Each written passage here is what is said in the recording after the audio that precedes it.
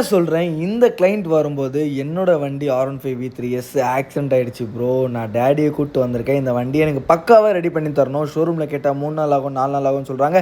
என்னால் வண்டி இல்லாமல் ஃபீல்ட் ஒர்க் பண்ண முடியாது. ஸோ எப்படியாச்சும் இந்த வண்டியை ரெடி பண்ணி கொடுங்க ப்ரோ அப்படின்னு சொல்லி நம்மக்கிட்ட வந்திருந்தார். ஸோ வண்டியை பார்த்தாலே தெரியும்னு நினைக்கிறேன். Side mirror and left side fairing total left சைடே காலிங்க. ஸோ வண்டியில் பக்கா ஸ்க்ராட்சு. ஸோ இந்த வண்டியை பார்த்து அவர் ஹர்ட் ஆகிக்கிறாரு பயங்கரமாக. ஸோ வண்டியும் பார்த்தீங்கன்னா பயங்கரமாக ஹர்ட் ஆகிருக்கு. ஸோ இங்கே வந்த பிறகு இதெல்லாம் நீங்கள் யோசிக்கவே தேவையில்ல.